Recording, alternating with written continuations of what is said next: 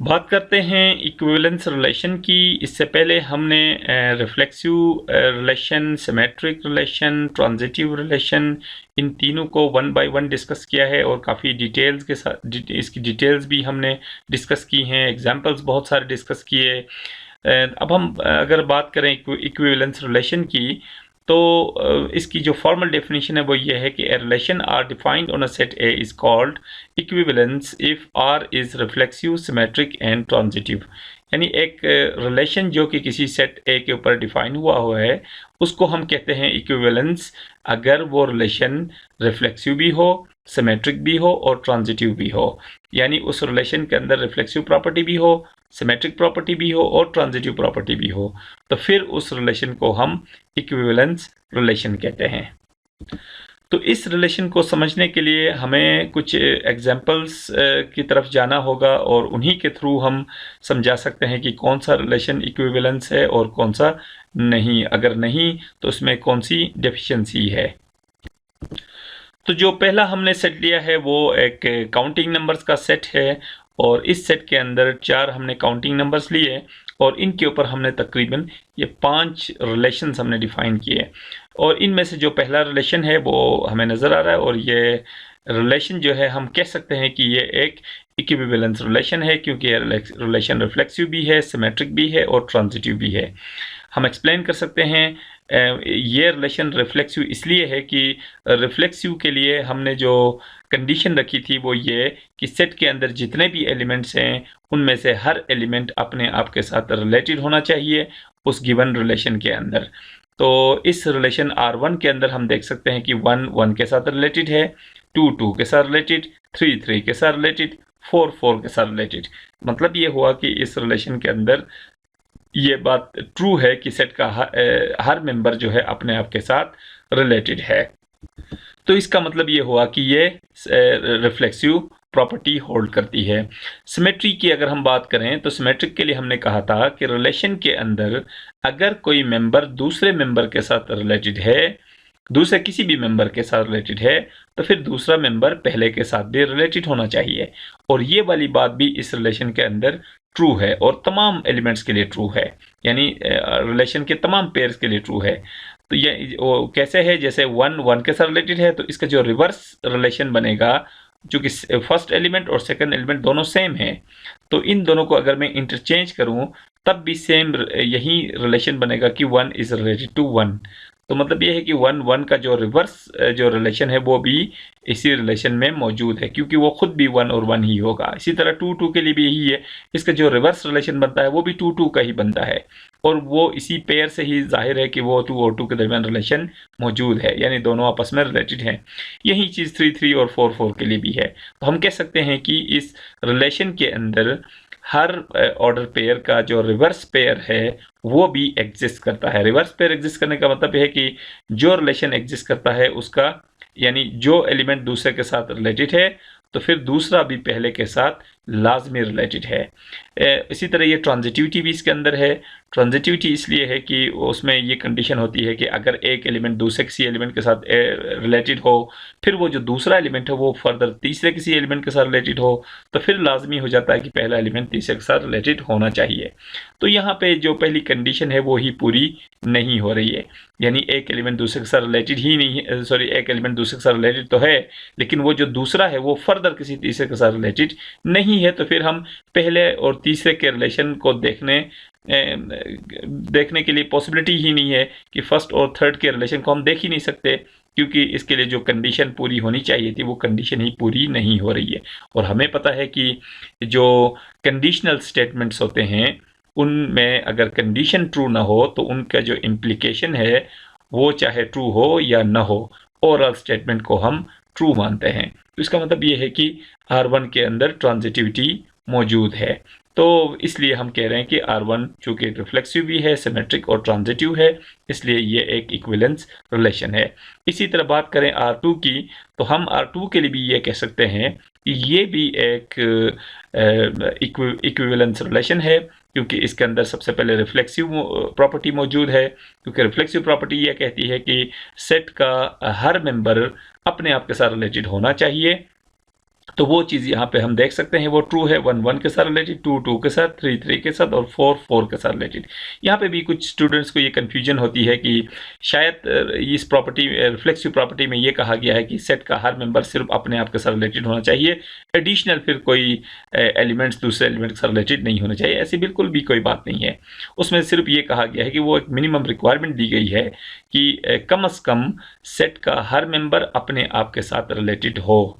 उसके अलावा भी कुछ ऑर्डर पेयर्स होते हैं, बेशक हों, उससे कोई फ़र्क नहीं पड़ता है रिफ्लेक्सिविटी के जो रिफ्लेक्सिव प्रॉपर्टी है उसके ऊपर।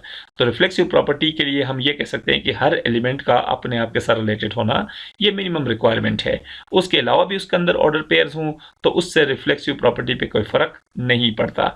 इसलिए हम कह रहे हैं कि ये जो R2 रिलेशन है इसके अंदर देखें 1 1 2 2 3 3 और 4 4, तो ये 4 एलिमेंट्स है, हर एलिमेंट अपने आप के साथ रिलेटेड है। ये अलग बात है कि इसके अंदर कुछ एडिशनल एलिमेंट्स भी हैं, तो इससे कोई फ़र्क नहीं पड़ता रिफ्लेक्सिव प्रॉपर्टी के ऊपर। तो इसलिए हम कह सकते हैं कि ये जो रिलेशन है वो रिफ्लेक्सिव है। और दूसरी बात सिमेट्री में ये होना चाहिए कि अगर हम ऑर्डर पेयर्स की बात करें तो हर ऑर्डर पेयर का रिवर्स पेयर जो है वो इस रिलेशन के अंदर होना चाहिए। अगर हम दूसरे अगर ऑर्डर पेयर्स के अलावा बात करें तो हम ये कहते हैं कि अगर एक एलिमेंट दूसरे के साथ रिलेटेड है तो फिर दूसरे को पहले के साथ लाजमी रिलेटेड होना चाहिए। तो एक ही बात है, चाहे हम डिफरेंट टर्मिनोलॉजी यूज़ करके एक ही बात को डिफरेंट वेज में हम कह सकते हैं।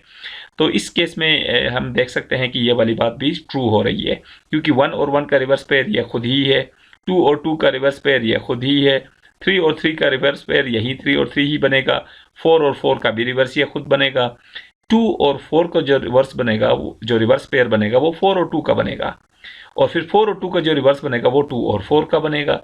तो इसका मतलब ये हुआ कि इस सेट के अंदर, इस रिलेशन के अंदर जितने भी पेयर्स हैं, हर पेयर का रिवर्स इसी रिलेशन के अंदर मौजूद है, यानी सिमेट्रिक प्रॉपर्टी इस रिलेशन के लिए ट्रू है। इसी तरह ट्रांजिटिविटी की बात करें तो अगेन इसके अंदर हम कह सकते हैं कि ट्रांजिटिव प्रॉपर्टी एग्जिस्ट करती है, क्योंकि यहाँ हम देख सकते हैं 2 के साथ रिलेटेड है, यानी एक एलिमेंट दूसरे के साथ रिलेटेड, और ये जो दूसरा एलिमेंट है वो तीसरे के साथ रिलेटेड है।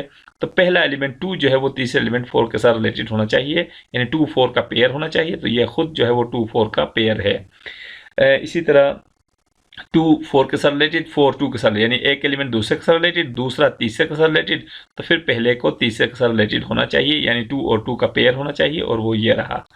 तो इसका मतलब ये हुआ कि R2 के अंदर ट्रांजिटिविटी भी मौजूद है। तो इसलिए हम कह रहे हैं कि ये जो रिलेशन है वो इक्विवेलेंस है। इसी तरह R3 की अगर हम बात करें तो ये इक्विवेलेंस रिलेशन नहीं है। उसकी वजह यह है कि इसके अंदर सबसे पहले रिफ्लेक्सिव प्रॉपर्टी लैक कर रही है, क्योंकि रिफ्लेक्सिव प्रॉपर्टी हम ये कहती है कि सेट का हर मेंबर अपने आप के साथ रिलेटेड होना चाहिए। तो 4 मेंबर्स हैं तो इन चारों को तो लाजमी अपने आप के साथ रिलेटेड होना चाहिए। तो हम देख सकते हैं 1 1 के साथ रिलेटेड तो है, यहाँ पे 3 3 के साथ रिलेटेड है, लेकिन यहाँ पे 4 के साथ कोई कनेक्शन हमें नहीं नज़र आ रहा है, और फिर 2 का 2 के साथ भी कोई कनेक्शन नज़र नहीं आ रहा है। तो इसका मतलब ये हुआ कि R3 के अंदर रिफ्लेक्सिव प्रॉपर्टी लैक कर रही है, क्योंकि 2 के साथ रिलेटेड नहीं है, और फिर इसके अंदर 4 जो है वो 4 के साथ भी रिलेटेड नहीं है। तो जब रिफ्लेक्सिव प्रॉपर्टी अगर लैक कर रही है तो हम इस रिलेशन को फिर इक्विवेलेंस रिलेशन नहीं कह सकते। बाकी प्रॉपर्टीज जो है वो चेक करने की ज़रूरत ही नहीं है, क्योंकि एक प्रॉपर्टी लैक कर रही है तो हम कह सकते हैं कि ये इक्विवेलेंस रिलेशन नहीं है। इसी तरह R4 की अगर बात करें तो हम ये कह सकते हैं कि ये रिलेशन भी इक्विवेलेंस नहीं है। उसकी वजह यह है कि इसके अंदर अगर हम रिफ्लेक्सिव प्रॉपर्टी देखें तो ये देखिए 4 ऑर्डर पेयर्स जो होने चाहिए थे इस सेट के हर मेंबर का अपने आप के साथ कनेक्शन, तो वो कनेक्शंस यहाँ पे मौजूद है। 1 1 के साथ रिलेटेड, 2 2 के साथ, 3 3 के साथ, 4 4 के साथ रिलेटेड, यानी सेट का हर मेंबर अपने आप के साथ रिलेटेड है। तो इसका मतलब ये हुआ कि ये तो रिफ्लेक्सिव प्रॉपर्टी है, रिफ्लेक्सिव प्रॉपर्टी तो एग्जिस्ट करती है। सिमेट्री की बात करें तो हर पेयर का रिवर्स पेयर होना चाहिए। तो 1 1 का रिवर्स पेयर ये खुद है, 2 2 का रिवर्स पेयर ये खुद है, 3 3 और 4 4 के रिवर्स पेयर्स भी ये खुद ही हैं, लेकिन 1 4 का जो रिवर्स पेयर होना चाहिए वो है 4 1। तो 4 1 का पेयर भी इस रिलेशन के अंदर होना चाहिए था, क्योंकि 1 4 के साथ रिलेटेड है तो फिर 4 को लाजमी तौर पे 1 के साथ रिलेटेड होना चाहिए, जो कि इस रिलेशन के अंदर मौजूद नहीं है। इसका मतलब ये हुआ कि इसके अंदर सिमेट्री जो है वो लैक कर रही है। इसलिए हम कह रहे हैं कि ये रिलेशन भी इक्विवेलेंस नहीं है। लास्ट अगर हम बात करें रिलेशन 5 की, तो ये रिलेशन भी इक्विवेलेंस नहीं है। उसकी वजह ये है कि ये भी रिफ्लेक्सिव तो है, लेकिन ये सिमेट्रिक नहीं है और ये ट्रांजिटिव नहीं है। सिमेट्रिक इसलिए नहीं है कि 2 4 के साथ रिलेटेड है, लेकिन इस रिलेशन के अंदर 4 2 के साथ रिलेटेड नहीं है। 4 3 के साथ रिलेटेड है, लेकिन 3 4 के साथ यहाँ पर रिलेटेड हमें नज़र नहीं आ रहा। इसके अलावा तो इसका मतलब ये हुआ कि ये सिमेट्रिक प्रॉपर्टी होल्ड नहीं करती, और ट्रांजिटिव प्रॉपर्टी भी इसलिए होल्ड नहीं करती है कि एक एलिमेंट 2 दूसरे एलिमेंट 4 के साथ रिलेटेड है और दूसरा एलिमेंट तीसरे एलिमेंट 3 के साथ रिलेटेड है, तो फिर पहले एलिमेंट को तीसरे एलिमेंट के साथ लाजमी रिलेटेड होना चाहिए था, यानी 2 और 3 का पेयर यहाँ पे होना चाहिए था, वो भी नहीं है। तो मतलब ये हुआ कि R5 जो है न तो सिमेट्रिक है और न ही ट्रांजिटिव, इसलिए हम कह रहे हैं कि ये रिलेशन भी इक्विवेलेंस रिलेशन नहीं है। तो ये हमने एक और एग्जांपल कंसीडर किया जिसमें हमने जो सेट लिया है वो सेट ऑफ इंटीजर्स है, यानी एक इनफाइनाइट सेट है, और इस सेट के ऊपर हमने 4 रिलेशंस डिफाइन किए। उनमें से पहला रिलेशन है कि एक इंटीजर दूसरे इंटीजर के साथ रिलेटेड होगा अगर ये दोनों इक्वल हों। तो ये रिलेशन हमारे पास है और हम देख सकते हैं कि ये रिलेशन एक इक्विवेलेंस रिलेशन है, इसलिए कि इस सबसे पहली बात यह है कि ये रिफ्लेक्सिव होगा। रिफ्लेक्सिव इसलिए होगा कि रिफ्लेक्सिव होने के लिए इस इंटीजर का हर एलिमेंट अपने आप के साथ रिलेटेड होना चाहिए। हर एलिमेंट रिलेटेड होने का मतलब 1 1 के साथ रिलेटेड होना चाहिए, और इसी तरह 2 2 के साथ रिलेटेड होना चाहिए, 3 3 के साथ रिलेटेड होना चाहिए, और ये सिलसिला जो है वो जारी हो।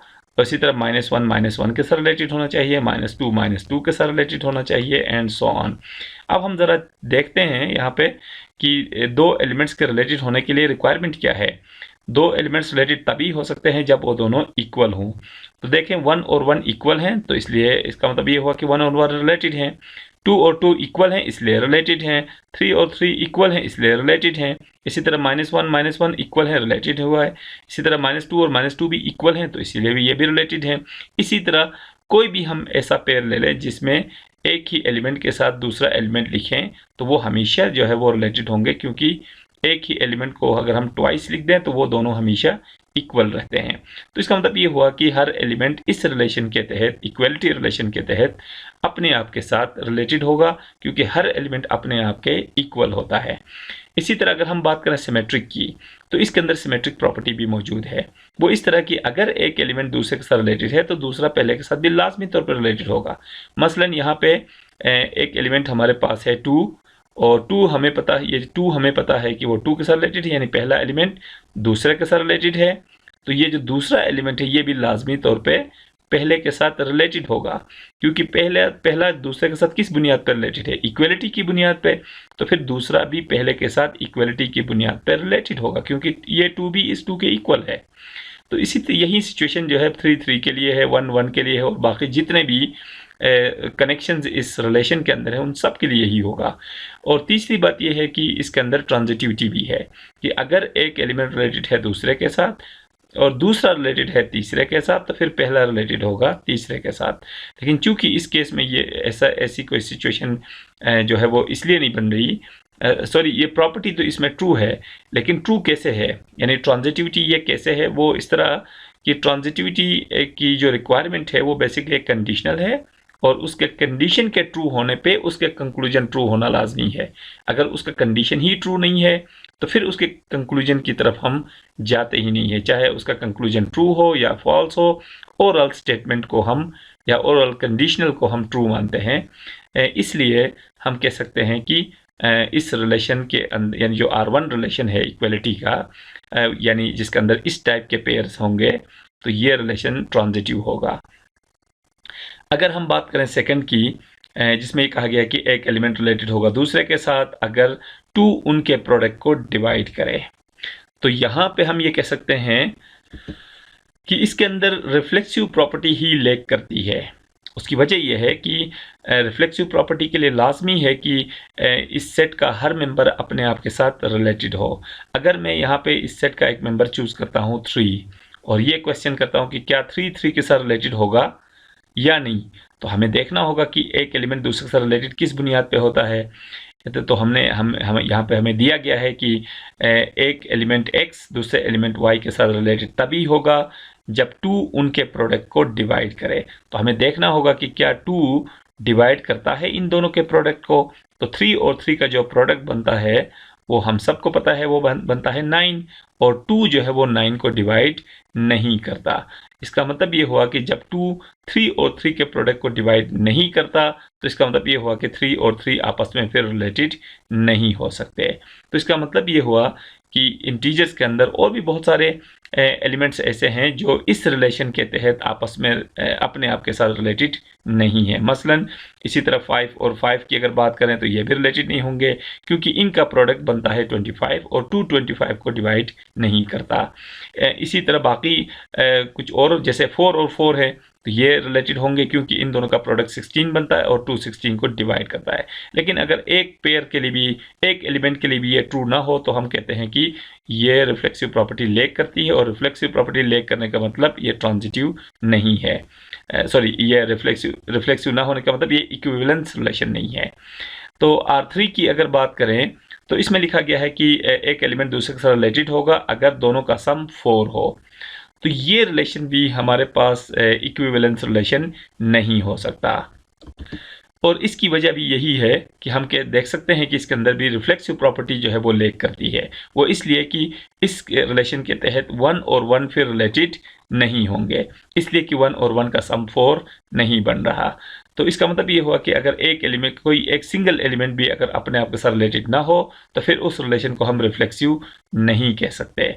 इसका मतलब ये हुआ कि जब ये रिलेशन रिफ्लेक्सिव नहीं है तो इसका मतलब ये हुआ कि फिर वो इक्विवेलेंस रिलेशन भी नहीं हो सकता। इसी तरह R4 की बात करें तो उसमें लिखा गया कि x related to R if x plus Y is equal to even. तो इस रिलेशन के तहत हम ये देख सकते हैं कि रिफ्लेक्सिव प्रॉपर्टी तो इसमें ट्रू होगी क्योंकि 1 1 के साथ रिलेटेड होगा, 2 2 के साथ रिलेटेड, 3 3 के साथ रिलेटेड, 5 5 के साथ रिलेटेड, क्योंकि जब एक ही एलिमेंट को हम 2 दफ़ा कंसीडर करें तो उसका सम हमेशा इवन बनता है। तो इसका मतलब ये हुआ कि इसके अंदर रिफ्लेक्सिव प्रॉपर्टी तो होल्ड करती है।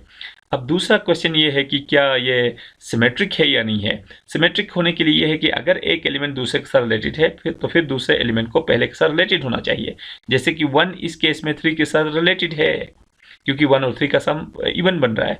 तो क्या 3 1 के साथ रिलेटेड होगा या नहीं होगा, तो इसका आंसर है यस, क्योंकि 1 और 3 का सम अगर इवन है तो फिर 3 और 1 का सम भी हमेशा इवन ही होगा। इसलिए 1 3 के साथ रिलेटेड होने का मतलब 3 भी 1 के साथ रिलेटेड होगा, क्योंकि इनको ऑर्डर्स को रिप्लेस करने से, इनको रीऑर्डर करने से या इनके ऑर्डर्स को चेंज करने से, तरतीब बदल देने से सम पे कोई फर्क नहीं पड़ता। अगर 1 3 का सम इवन होने की बुनियाद पर रिलेटेड है तो फिर 3 और 1 का सम भी इवन है और ये भी रिलेटेड होंगे। इसी तरह कोई भी हम दो एलिमेंट्स जो कि आपस में रिलेटेड हों तो हम इजीली देख सकते हैं कि उनका रिवर्स भी हमेशा रिलेटेड होगा। इसी तरह जैसे कि हम देख सकते हैं कि 2 और यहाँ पे 14 रिलेटेड हैं तो फिर 14 और 2 भी लाजमी रिलेटेड होंगे। इसी तरह 3 और 17 रिलेटेड हैं तो फिर 17 और 3 भी लाजमी रिलेटेड हैं। तो इसका मतलब ये हुआ कि इसके अंदर जो सिमेट्रिक प्रॉपर्टी है वो भी ट्रू है। तो अब देखते हैं ट्रांजिटिविटी। ट्रांजिटिविटी का मतलब है कि अगर एक एलिमेंट दूसरे के साथ रिलेटेड, दूसरा तीसरे के साथ रिलेटेड, तो फिर पहले को तीसरे के साथ रिलेटेड होना चाहिए। तो यहाँ पे वो जो ट्रांजिटिविटी है वो भी ट्रू है।